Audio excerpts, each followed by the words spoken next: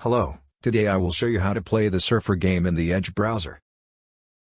First, let's open the Edge browser. Next, we write edge://surf in the address bar.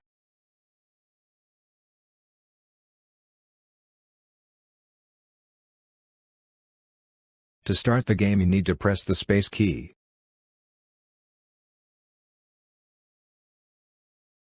Surfer can be controlled with right or left arrow key.